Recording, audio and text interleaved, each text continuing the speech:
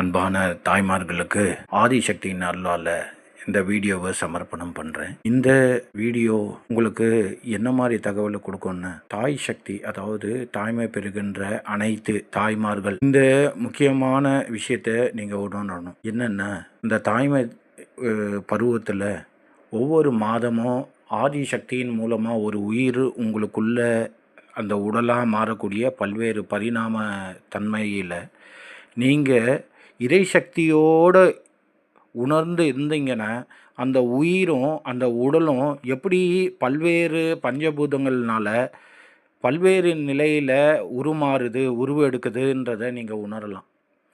அந்த கர்ம வினையை சார்ந்து வந்த உயிர் உங்கள் கருவறையில் அது ஒரு காலகட்டத்துக்கும் ஒரு பருவநிலைக்கும் ஒரு பஞ்சபூதின் சொரூபத்தில் அந்த உயிர் உடல் இந்த நாட்டு மக்களுக்கு என்ன சேவை செய்யணும், நாட்டு மக்களுக்கு அவர் என்னென்ன விஷயங்களெல்லாம் செய்ய போகிறாருன்ற ஒரு நிலைகளை நீங்கள் உணரக்கூடிய தன்மையை தெய்வ சக்தியோ இறை சக்தி மூலமாக நீங்கள் உணர்ந்தீங்க.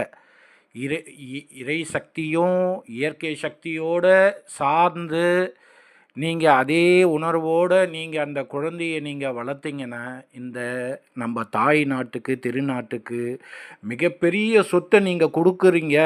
உங்களுக்கும் அது ஒரு பெரிய சொத்தாகவும் என் தாய் நாட்டுக்கு திருநாட்டுக்கு பெரிய சொத்தாகவும் அமையும். அந்த ஒரு நல்ல நோக்கத்துக்காக இந்த வீடியோ காணொலியை உங்களுக்கு சமர்ப்பணம் பண்ணுறேன். இது எதனால் அப்படின்னா, நீங்கள் ஏதோ கருவுற்ற காலத்தில் ஏதோ ஒரு நினைவில் இருக்காதீங்க.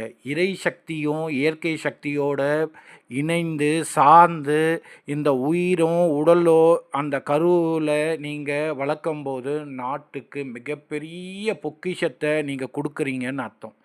இதை நீங்கள் உணர்ந்து அந்த கருவுற்ற காலத்தில் நாட்டு மக்கள் நாட்டுக்குன்னு நீங்கள் ஒரு செல்வத்தை கொடுக்குறீங்க.